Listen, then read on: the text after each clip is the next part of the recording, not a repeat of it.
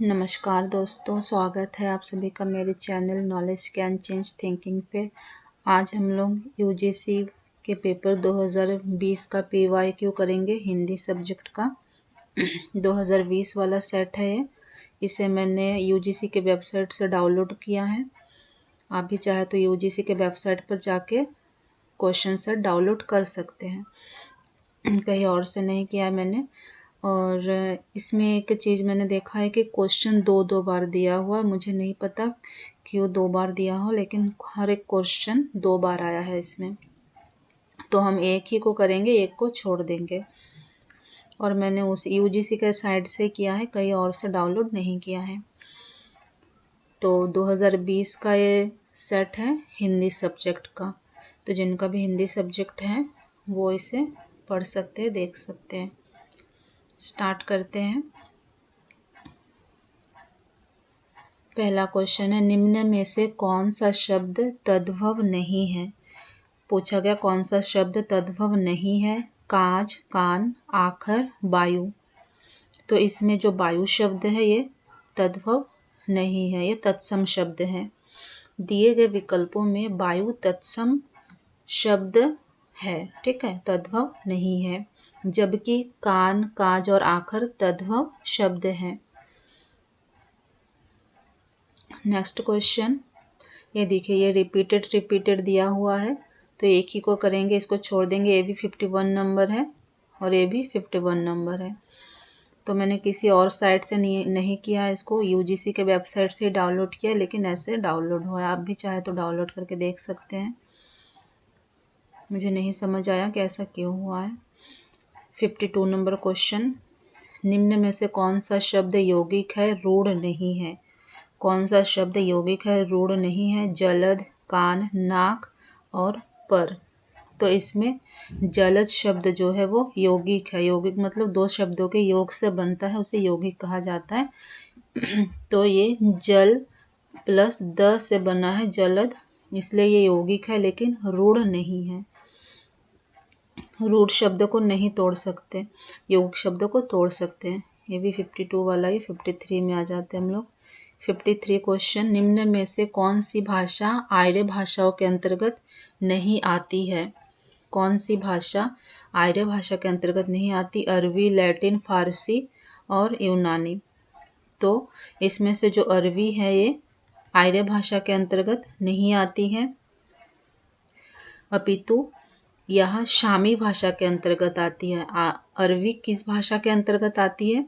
शामी भाषा के अंतर्गत आती है।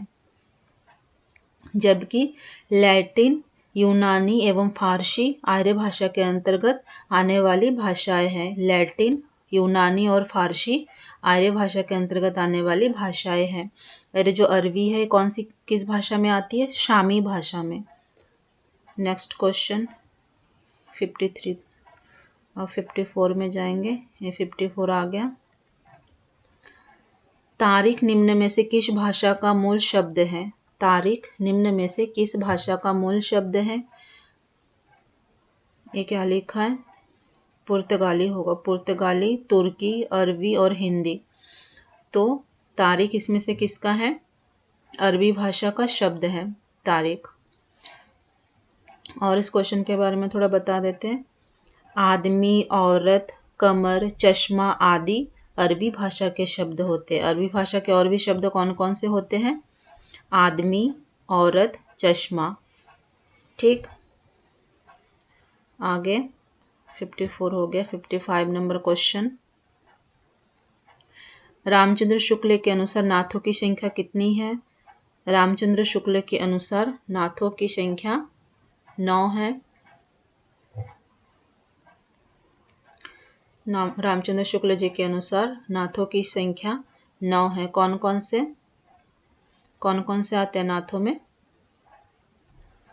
तो नाथों में आते हैं नागार्जुन, जड़भरत, हरिश्चंद्र, सत्यनाथ, भीमनाथ, गोरक्षनाथ, चरपटनाथ, जलंधरनाथ और मलयार्जुन। 55 हो गया। और 56 नंबर क्वेश्चन, 56 नंबर क्वेश्चन में क्या दिया है? नगर बाहिर डोंबी तोरी कुड़िया छोई जाई जो बाहर नेरिया उपयुक्त काव्य पंक्ति किसकी है? तो ये किसकी काव्य पंक्ति है? नगर वाहिर डोम्बी। ये काव्य पंक्ति कढ़पा की है। किसकी है? ये काव्य पंक्ति कढ़पा की है। Next question 57।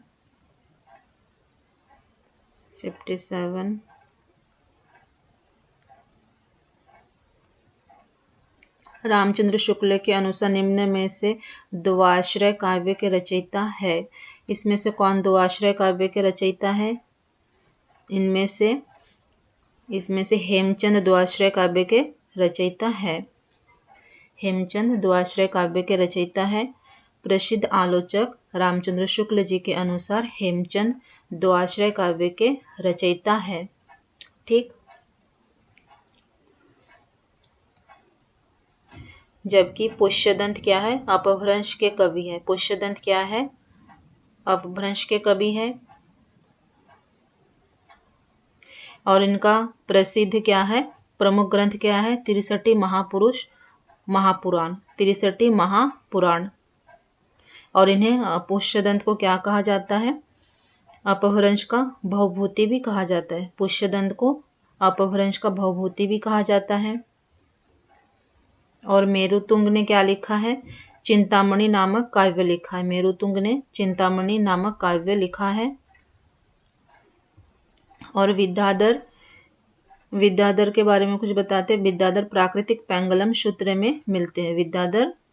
विद्याधर के पद कहाँ मिलते हैं? प्राकृतिक पिंगल सूत्र में। 57 हो गया क्लियर।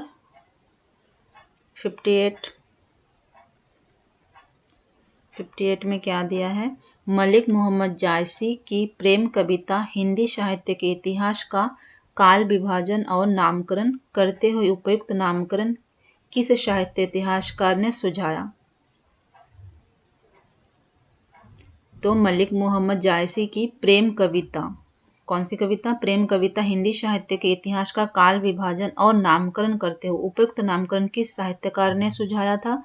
तो ये सुझाया था अब्राहम जॉर्ज ग्रियर्सन। तो ग्रियर्सन जी ने सुझाया था। ग्रियर्सन।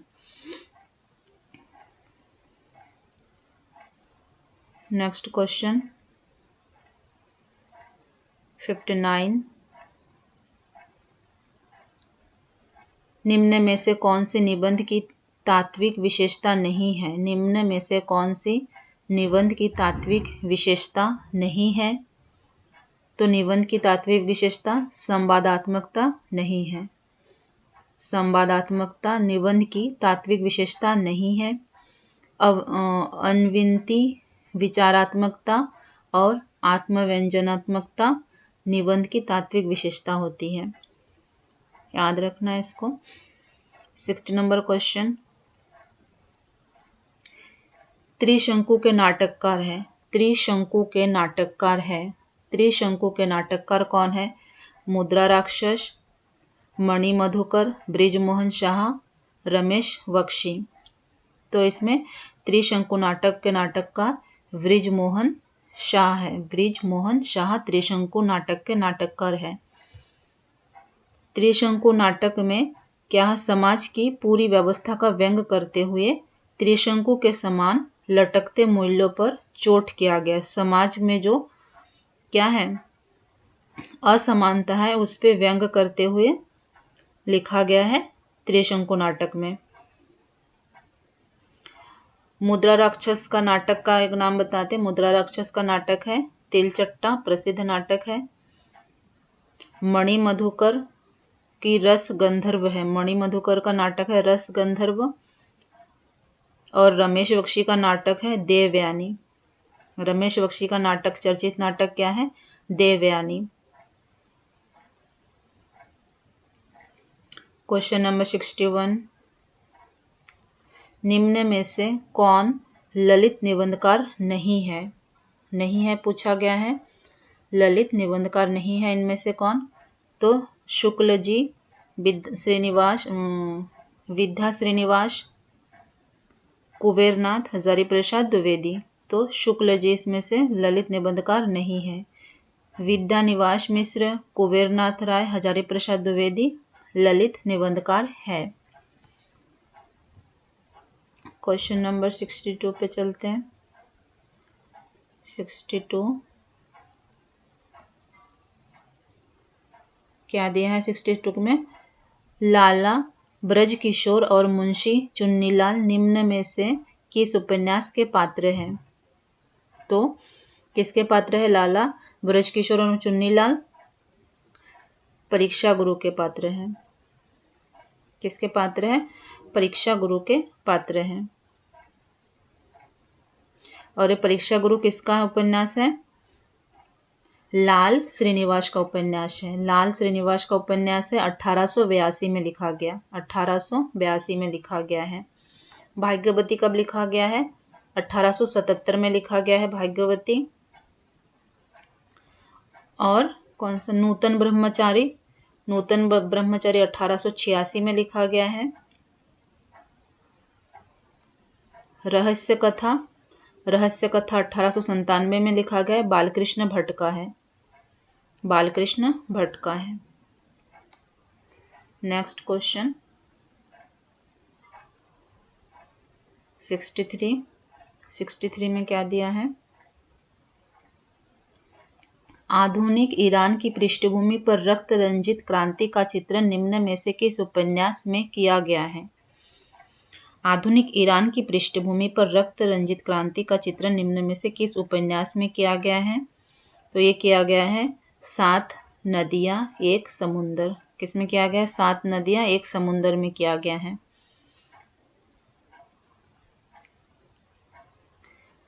वेदिन जो उपन्यास है इसके लेखक कौन है?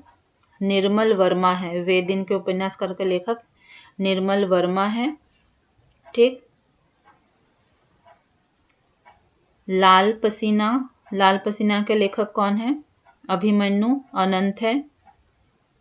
और दूसरी तरफ के लेखक कौन है? महेंद्र भल्ला। दूसरी तरफ महेंद्र भल्ला। ठीक। लाल पसीना के अभिमन्यु। नेक्स्ट क्वेश्चन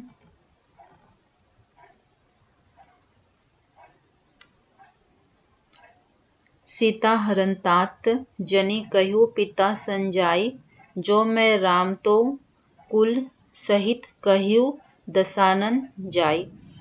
उद्धरण में कौन सी ध्वनि है? तो इसमें अर्थ संक्रमित वाच्य ध्वनि है। इसमें अर्थ संक्रमित वाच्य ध्वनि है। ठीक। नेक्स्ट क्वेश्चन देश प्रेम है क्या? देश प्रेम है क्या? प्रेम ही तो है। इस प्रेम का अवलंबन क्या है? सारा देश अर्थात मनुष्य, पशु पक्षी, नदी नाले, वन सहित सारी भूमि। उक्त कथन किसका है? उक्त कथन किसका है यह बताना है। ऑप्शन में है महावीर प्रसाद द्विवेदी, रामचंद्र शुक्ल, श्याम सुंदर दास, हजारी प्रसाद द्विवेदी। उक्त कथन है रामचंद्र शुक्ल जी का। नेक्स्ट क्वेश्चन निम्न में से कौन सा कथन सही नहीं है बताना है। अरस्तु का अनुकरण सिद्धांत प्लेटो के अनुकरण सिद्धांत से सर्वथा भिन्न है। बिल्कुल सही है। अरस्तु ने स्पष्ट कर दिया है कि कवि और चित्रकार के माध्यम अलग अलग है। अरस्तु ने सिद्ध कर दिया है कि कवि और चित्रकार के माध्यम अलग अलग है। ये भी सही है। 3 नंबर प्लेटो ने अनुकरण को सभी कलाओं की एकता का सामान्य आधार माना है। ये भी सही है। 4 नंबर अरस्तु का अनुकरण सिद्धांत प्लेटो के अनुकरण सिद्धांत का अनुकरण मात्र है। तो ये गलत है। हमसे गलत पूछा गया है तो ये हो जाएगा 4 नंबर हो जाएगा। 67 नंबर क्वेश्चन निम्न में से कौन सा कथन सही है पूछा गया है। वर्ड्सवर्थ और प्रसिद्ध कृति बायोग्राफिक थोड़ा बड़ा बना लेते हैं, इसको बहुत छोटा दिख रहा है।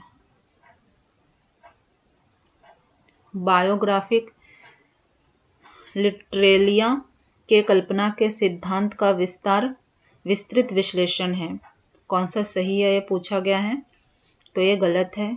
सैमुअल टेलर कालरिज और विलियम वर्ड्सवर्थ में गुरु शिष्य का संबंध था, ये भी गलत है। कालरिज के अनुसार किसी कलाकृति का मूल्य उसकी कलात्मकता में ही है, उसके बाहर नहीं। कालरिज के अनुसार ये सही है। 3 नंबर, तो आंसर सी हो जाएगा। कल्पना को कालरिज केवल काव्य सृजन के लिए अनिवार्य मानते हैं, ये गलत है। Next question 68। निम्न में से किस बिंदु पर महात्मा गांधी और डॉक्टर भीमराव अंबेडकर के बीच मतभेद था, तो वो कौन सा बिंदु है? वो बिंदु है अलग मतदाता सूची। इस बिंदु पर महात्मा गांधी जी और डॉक्टर भीमराव अंबेडकर के बीच में मतभेद था। Next question 69। निम्न में से कौन सा उत्तर आधुनिकता का तत्व नहीं है? निम्न में से कौन सा उत्तर आधुनिकता का तत्व नहीं है?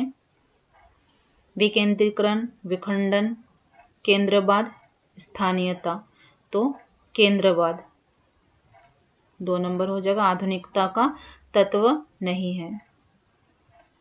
नेक्स्ट क्वेश्चन आचार्य महावीर प्रसाद द्विवेदी का अस्थिरता शब्द संबंधी विवाद किस लेखक से हुआ था? महावीर प्रसाद द्विवेदी जी का अस्थिरता शब्द संबंधी विवाद किस लेखक से हुआ था? तो ये हुआ था बालमुकुंद गुप्त के साथ, बालमुकुंद गुप्त जी के साथ। नेक्स्ट क्वेश्चन, अच्छा तो वही क्वेश्चन है। निम्न में से कौन सी अवधारणा मार्क्सवादी विचारधारा के प्रतिकूल है? कौन सी अवधारणा मार्क्सवादी विचारधारा के प्रतिकूल है? इतिहास चक्र, सर्वहारा का अधिनायक तत्व, वर्गहीन समाज, परिवर्तन की अनिवार्यता। तो इतिहास चक्र मार्क्सवादी विचारधारा के प्रतिकूल है, मतलब उनके अनुकूल नहीं है, मार्क्सवादी विचारधारा के प्रतिकूल है। जबकि सर्वहारा वर्ग और वर्गहीन समाज, परिवर्तन की अनिवार्यता मार्क्सवादी विचारधारा के अनुकूल है। नेक्स्ट क्वेश्चन, भवानी प्रसाद मिश्र की कविता सतपुड़ा के जंगल में गोंड जाति निम्न में से किसको पालकर बैठी है? मुर्गा और तीतर, भेड़ बकरी, हिरन, मुर्गाबी, गधे ऊंट। तो किसको पाल के बैठी है? मुर्गा और तीतर। भवानी प्रसाद मिश्र जी का है सतपुड़ा का जंगल। नेक्स्ट क्वेश्चन, रामचरितमानस के उत्तरकांड में उन्होंने ज्ञान की अपेक्षा भक्ति को कहीं अधिक सुसाध्य और आशु फलदायिनी कहा है। यह कथन किसका है? तो यह कथन रामचंद्र शुक्ल जी का है। शुक्ल जी ने कहा, क्या कहा? भक्ति, ज्ञान की अपेक्षा भक्ति को आधुनिक सुसाध्य और आशु फलदायिनी, जल्दी फल देने वाला कहा है। Next question 74। गोरी सोबे सेज पर मुख कर डारे के चल खुसरो घर आपने रैन भई चहु देश। उक्त दोहा अमीर खुसरो ने किस संदर्भ में कहा है? किस संदर्भ में कहा है? आश्रयदाता के नाराज होने पर, हजरत निजामुद्दीन मौलिया की मृत्यु पर, संपत्ति के लौट जाने पर, अपनी प्रेमिका द्वारा तिरस्कृत होने पर। हजरत निजामुद्दीन औलिया की मृत्यु पर कहा है। हजरत निजामुद्दीन औलिया अमीर खुसरो जी के गुरु थे। उनकी मृत्यु पर उन्होंने ये पंक्ति लिखा, अमीर खुसरो जी ने। नेक्स्ट क्वेश्चन, घोड़ी सब हो गया 75।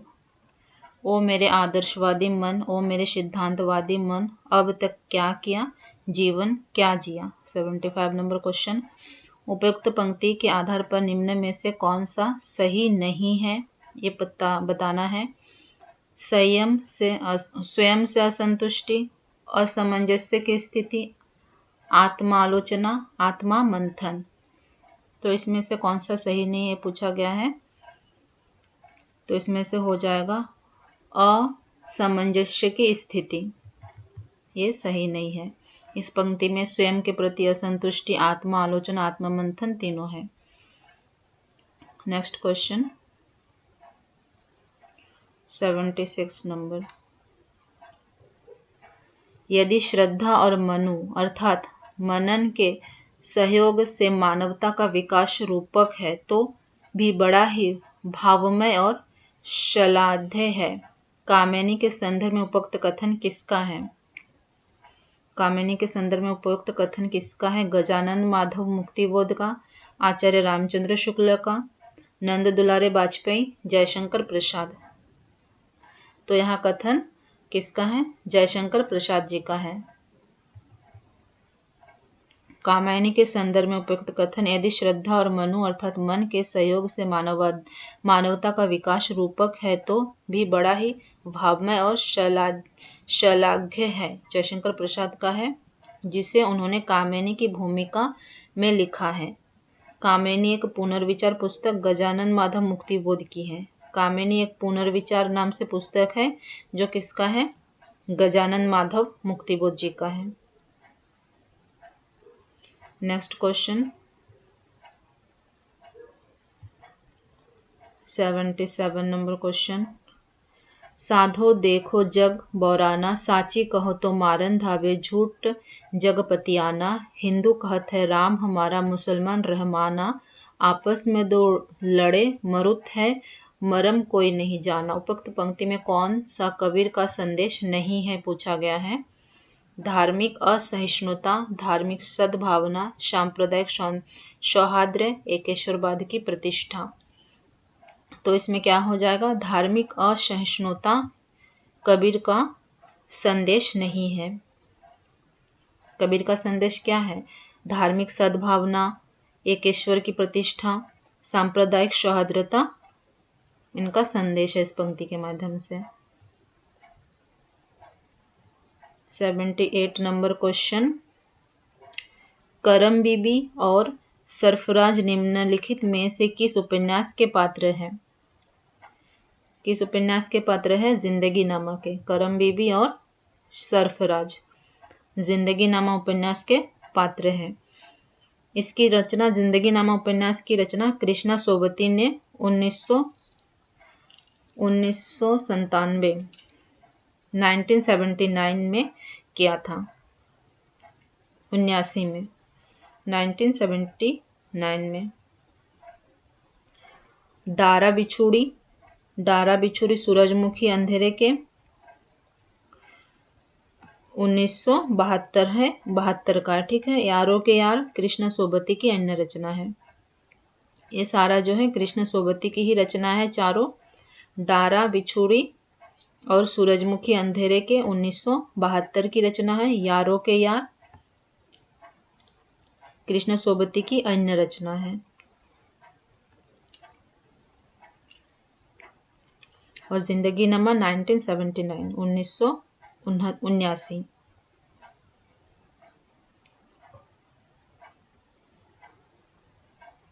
मानस का हंस उपन्यास के पात्र नहीं है। 79 नंबर क्वेश्चन, मानस का हंस उपन्यास के पात्र नहीं है। कौन नहीं है? वेनी माधव, पंडित गंगाराम, वीरपाल सिंह, ज्वाइनी, गंगेश्वर और मंगलू, नंददास, शिवचरण वैद्य। तो इसमें से कौन नहीं है? वीरपाल सिंह और जोहाइनी। एक किसके पात्र है? अमृतलाल नागर के उपन्यास मानस के हंस से संबंध नहीं है। बेनी माधव पंडित गंगाराम मंगेश्वर मंगलू, नंददास शिवचरण व्याध मानस के हंस के पात्र हैं। ठीक है।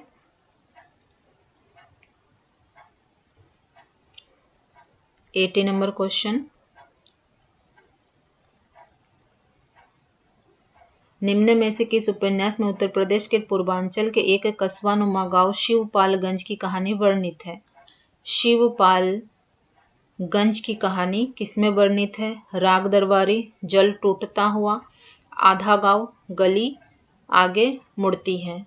तो ये राग दरबारी में शिवपुर के बारे में बताया गया है। राग दरबारी में शिवपालगंज के बारे में बताया गया है, शिवपालगंज गांव के बारे में। और इसके प्रसिद्ध उपन्यासकार कौन है? श्रीलाल शुक्ल जी। कौन है? श्रीलाल शुक्ल जी है राग दरबारी के उपन्यासकार।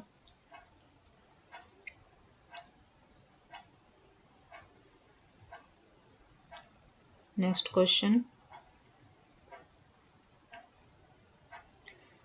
शकुन और डॉक्टर जोशी के अंतर संबंधों पर आधारित कथानक किस उपन्यास में प्रस्तुत किया गया है?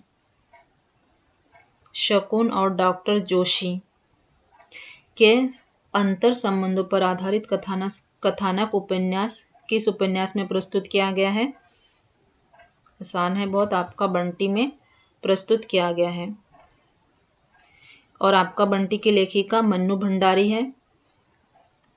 कौन है आपका बंटी उपन्यास की लेखिका? मन्नू भंडारी है।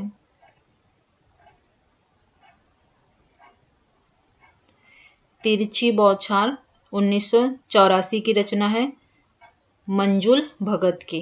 1984 की मंजुल भगत की रचना है।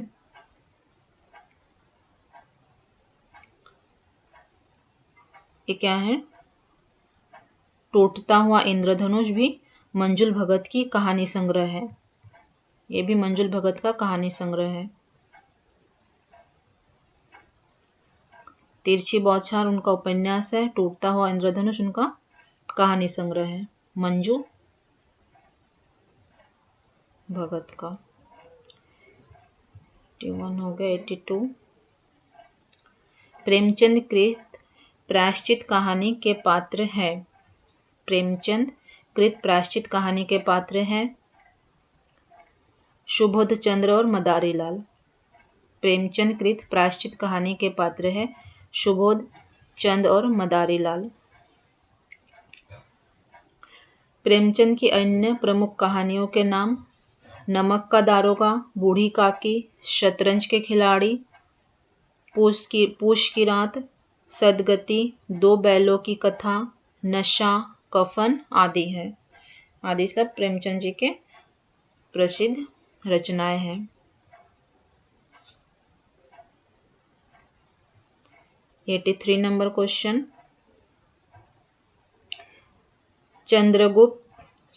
स्कंदगुप्त नाटक में स्कंदगुप्त के उदासीन होने के निम्न कारणों में से कौन सा कारण सही नहीं है? कौन सा कारण सही नहीं है पूछा है। गुप्त कुल का अव्यवस्थित उत्तराधिकारी का नियम, विमाता का षड्यंत्र, भोग विलास के प्रति वितृष्णा, छात्र धर्म का अभाव।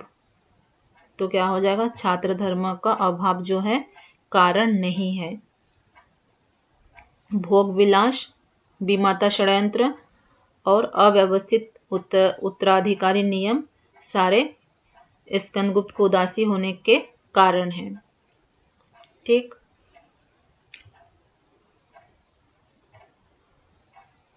Eighty 4 number question,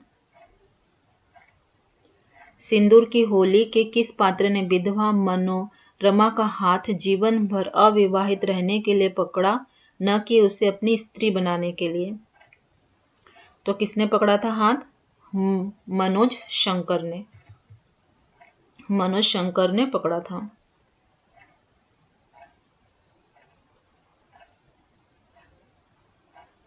next question, 85 number, उन्होंने पाश्चात्य नाट्य साहित्य के किताबी ज्ञान को निजी अनुभव और पर्यवेक्षण के खरल में कूट पीसकर सामाजिक दिग्दर्शन का नवीन और तथ्यपरक रसायन तैयार किया। प्रसिद्ध नाटककार जगदीश चंद्र माथुर ने उपयुक्त विचार किस नाटककार के संदर्भ में व्यक्त किया? उन्होंने पाश्चात्य नाट्य साहित्य के किताबी ज्ञान को निजी अनुभव और पर्यवेक्षण के खरल में कूट पीसकर सामाजिक दिग्दर्शन का नवीन और तथ्यपरक रसायन तैयार किया। प्रसिद्ध नाटककार जगदीश चंद्र माथुर ने उपयुक्त विचार किस नाटककार के संदर्भ में व्यक्त किया है? किस नाटककार के संदर्भ में व्यक्त किया है? लक्ष्मी नारायण मिश्र, रामकुमार वर्मा, विष्णु प्रभाकर, उपेंद्रनाथ अश्क। तो उपेंद्रनाथ अश्क के बारे में व्यक्त किया था जगदीश चंद्र माथुर ने।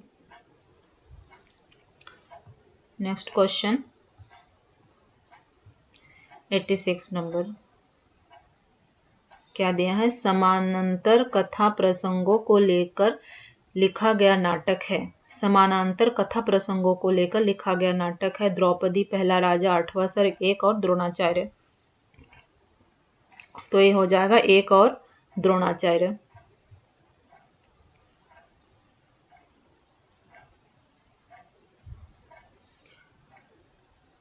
समानांतर कथा प्रसंगों को लेकर लिखा गया नाटक एक और द्रोणाचार्य है, जिसके नाटककार शंकर शेष है। इसके नाटककार शंकर शेष है। एक और द्रोणाचार्य में एक और अरविंद उसके अपने परिवार और कॉलेज का प्रसंग है। दूसरी ओर द्रोणाचार्य उनके परिवार तथा महाभारत कालीन पात्रों युधिष्ठिर, अर्जुन, भीम, अश्वत्थामा, एकलव्य आदि के प्रसंग है।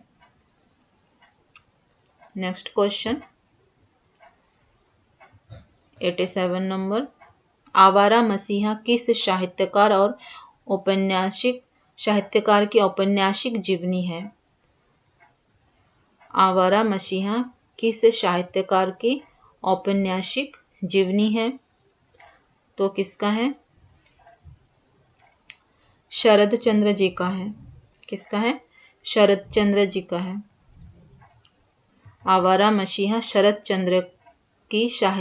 चंद्र साहित्यकार की औपन्यासिक जीवनी है। Next question 88 number, Ramchandra Shukla के अनुसार निम्न में से किस ग्रंथ में कयामत का वर्णन है? रामचंद्र शुक्ल जी के अनुसार किस ग्रंथ में कयामत का वर्णन है? तो है आखिरी कलाम में। आखिरी कलाम में कयामत का वर्णन है। प्रसिद्ध हिंदी आलोचक रामचंद्र शुक्ल ने अपने हिंदी साहित्य का इतिहास में किसमें? हिंदी साहित्य के इतिहास में मलिक मोहम्मद जायसी की रचना आखिरी कलाम को कयामत के वर्णन से संबंधित रचना माना है। जबकि पद्मावत में प्रेम कथा का वर्णन है। पद्मावत में प्रेम कथा का वर्णन है। अखरावट में वर्णमाला, अखरावट में किसका वर्णन है? वर्णमाला का वर्णन है। और मधुमालती मनोहर प्रेमा ताराचंद के प्रेम कथा का वर्णन है। ठीक। नेक्स्ट क्वेश्चन 89 नंबर, महादेवी के साहित्य में कहीं निष्क्रिय दया नहीं वरन रचनात्मक करुणा का ही भाव विद्यमान है होगा। उपयुक्त पंक्ति किस आलोचक की है? तो उपयुक्त पंक्ति किसकी है? नंद दुलारे बाजपेयी, नामवर सिंह, दूधनाथ या फिर रामस्वरूप चतुर्वेदी। तो ये हो जाएगा रामस्वरूप चतुर्वेदी। किसकी है? रामस्वरूप चतुर्वेदी की। रामस्वरूप चतुर्वेदी ने हिंदी साहित्य और संवेदना का विकास आलोचना ग्रंथ में, कौन से ग्रंथ में? हिंदी साहित्य और संवेदना का विकास आलोचना ग्रंथ में महादेवी के साहित्य में कहीं निष्क्रिय दया नहीं वरन रचनात्मक करुणा का ही भाव वर्तमान है कहा है। ठीक है।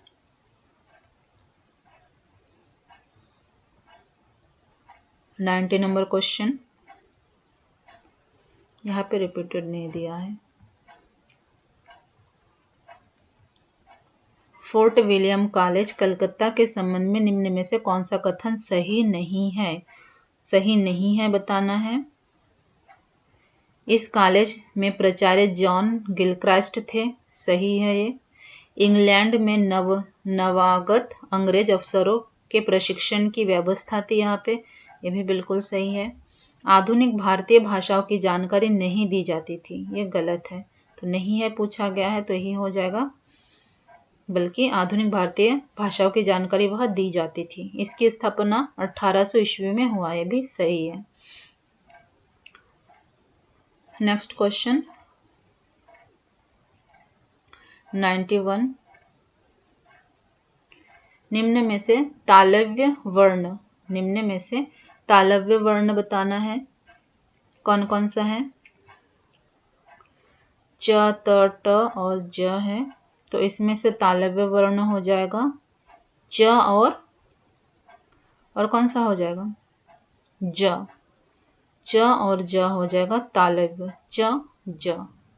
च ज यहाँ पे है, ए डी तालव्य है। ट किस में आ जाएगा? ट मूर्धा में आ जाएगा, मूर्धा वर्ण के अंतर्गत। और त आ जाएगा दंत वर्ण के अंतर्गत, ट मूर्धा में। 92 नंबर क्वेश्चन, राजभाषा आयोग 1955 के अनुसार निम्नलिखित सुझाव दिए गए। कौन कौन से सुझाव दिए गए हैं ये बताना है। हिंदी सर्वाधिक बोली और समझी जाने वाली भाषा है, यही सारे भारत का एक माध्यम हो, बिल्कुल ये बात कही गई है। 14 वर्ष की उम्र तक भारत के प्रत्येक विद्यार्थी को हिंदी का ज्ञान करा देना चाहिए, ये बात भी कही गई है, इसका भी सुझाव दिया गया था। भारत सरकार के प्रकाशन अधिक से अधिक अंग्रेजी में किया जाए, ऐसी कोई सुझाव नहीं दी गई थी। उच्च न्यायालय में क्षेत्रीय भाषाओं का व्यवहार होना चाहिए, ये सुझाव भी दिया गया था। तो ए, बी और डी 2 नंबर हो जाएगा। आगे 93 नंबर क्वेश्चन, 93, जगदीश चंद्र माथुर के नाटकों के मुख्य स्वर है। जगदीश चंद्र माथुर के नाटकों के मुख्य क्या स्वर है बताना है। प्राचीन पात्र प्रसंगों द्वारा सामयिक समस्याओं का प्रकाशन, बिल्कुल है ये वाला। प्रसाद की राष्ट्रीय सांस्कृतिक चेतना का विकास, ये नहीं है। रामलीला पद्धति द्वारा तुलसी के मानस मर्म को आधुनिक पाठकों तक पहुंचाना, ये भी है। मध्यम वर्गीय सामाजिक यथार्थ का प्रकाशन, ये भी नहीं था। जगदीश चंद्र माथुर के नाटक में क्या क्या था? प्राचीन पात्र प्रसंगों द्वारा सामयिक समस्याओं का प्रकाशन और रामलीला पद्धति द्वारा तुलसी के मानस मर्म को आधुनिक पाठकों तक पहुंचाना, ए और सी 3 नंबर हो जाएगा, ए और सी।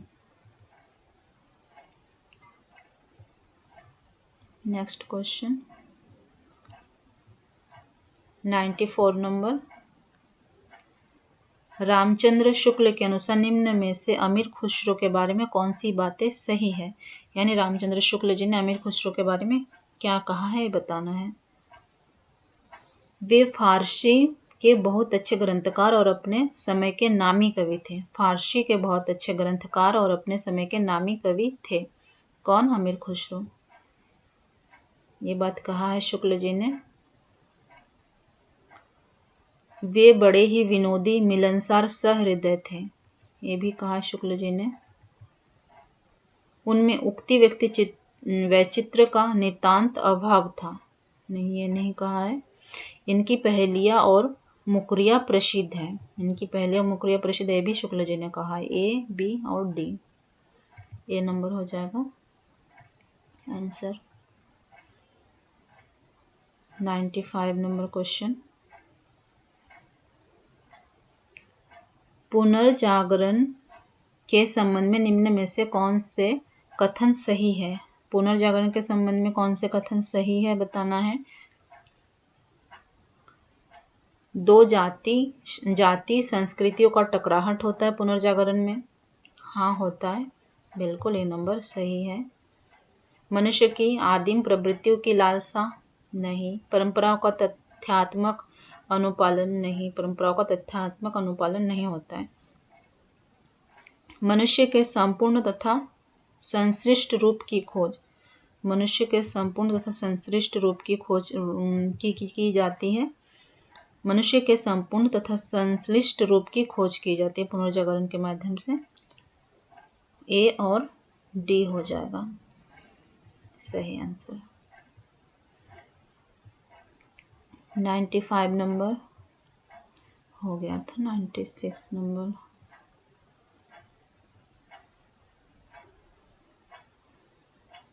फणीश्वर नाथ रेणु द्वारा रचित कहानियां हैं। फणीश्वर नाथ रेणु द्वारा रचित कहानी कौन कौन सी हैं? मुर्दों का गाँव, ठुमरी, करमनाशा की हार, आदिम रात्रि की महक। तो कौन कौन सा हो जाएगा इसमें? आदिम रात्रि और कहा गया ठुमरी। आदिम रात्रि और ठुमरी किस में है? डी में है। डी और बी 3 में है। फणीश्वर नाथ रेणु द्वारा रचित कहानियां ठुमरी और आदिम रात्रि की महक है। नेक्स्ट क्वेश्चन है 96 हो गया। 97 यशपाल की पर्दा कहानी के पात्र। यशपाल की पर्दा कहानी के पात्र कौन कौन से हैं? बब्बर अली खां और चौधरी पीरबख्श। बब्बर अली खां और चौधरी पीरबख्श यशपाल के पर्दा कहानी के पात्र है। शेख जुम्मन और हरगोविंद नहीं है। तो बी और सी हो जाएगा। बी और सी हो जाएगा।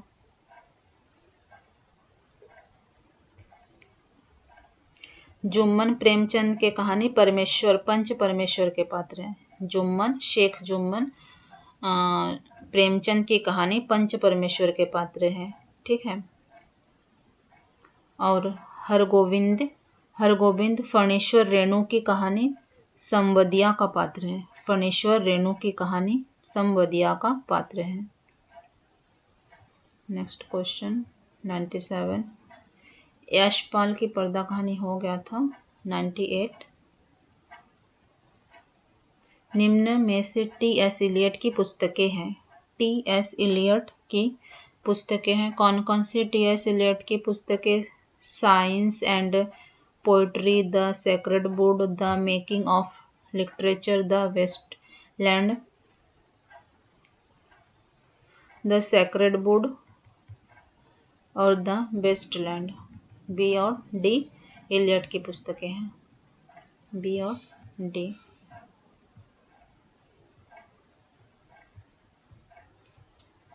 नाइन्टी 99 नंबर आचार्य क्षेमेंद्र के ग्रंथों के नाम। आचार्य क्षेमेंद्र के ग्रंथों के नाम। व्यक्ति विवेक, दश कुमार चरित, कवि कंठावरन, शुभवृत्ति तिलक। तो इसमें से हो जाएगा कवि कंठावरन और शुभवृत्ति तिलक आचार्य क्षेमेंद्र की है। सी और डी। नेक्स्ट क्वेश्चन 100 नंबर मार्क्सवादी दर्शन के अनुसार निम्न में से कौन से कथन सही है? कौन से कथन सही है बताना है। मानव सभ्यता के विकास की पहली मंजिल आदिम साम्यवाद की थी। मार्क्सवादी दर्शन के अनुसार आदिम साम्यवादी थी। हाँ, बिल्कुल सही है। मानव समाज का इतिहास वर्ग संघर्ष का इतिहास है। मानव समाज का इतिहास वर्ग संघर्ष का इतिहास है। ये भी सही है। मानव समाज के विकास की अंतिम मंजिल समाजवाद ही होगी। नहीं, गलत है। इतिहास समय समय पर अपने को दोहराता है। मार्क्सवाद में ऐसा भी कुछ नहीं कहा गया है। ए और बी, ये नंबर 1 नंबर हो जाएगा।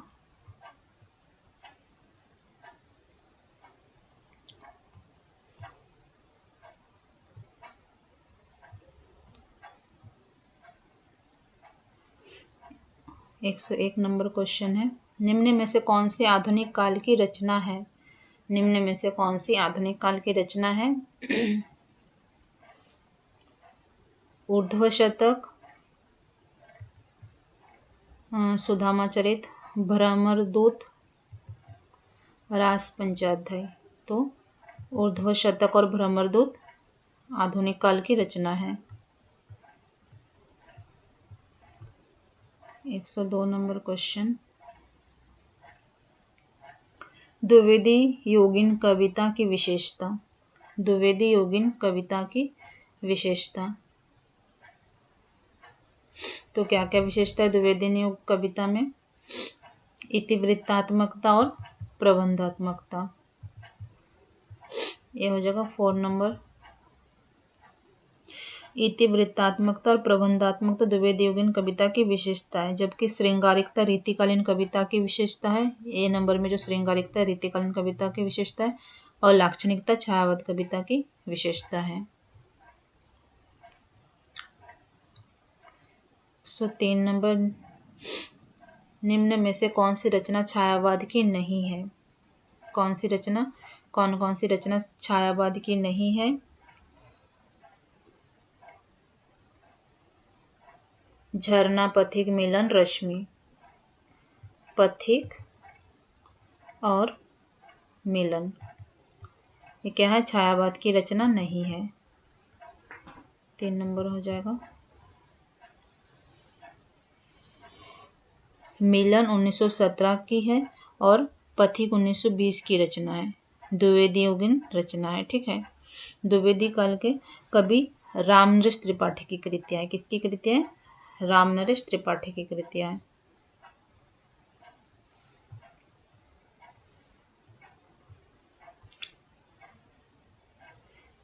104 नंबर, सांप्रदायिक द्वेष और विभाजन की त्रासदी पर आधारित उपन्यास।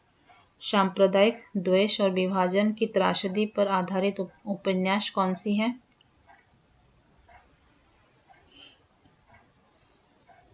आवारा मसीहा, महाभोज, तमस, झूठा सच। तो इसमें हो जाएगा तमस और झूठा सच। तमस और झूठा सच सांप्रदायिक द्वेष और विभाजन की त्रासदी पर आधारित उपन्यास है।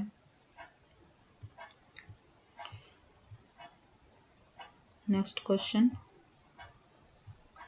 तमस उपन्यास के पात्र। तमस उपन्यास के पात्र कौन है? कनक, रिचर्ड, लीजा, सेल्मा। तो तमस उपन्यास के पात्र है लीजा और रिचर्ड। तो मैंने 50 क्वेश्चन बोला था, मैंने 50 से ज़्यादा करा दिया है। तो वीडियो कैसा लगा बताना, और ये वीडियो अगर आपके लिए उपयोगी रहा है, आपके लिए हेल्पफुल रहा है, तो लाइक कर देना, शेयर कर देना। और आगे ऐसे ही previous year question, PYQ question कराएंगे 2004 तक। 2022 से स्टार्ट किया है कराना, 2004 तक कराएंगे। अगर आपके लिए वीडियो हेल्पफुल है तो चैनल को सब्सक्राइब कर लेना। Thank you.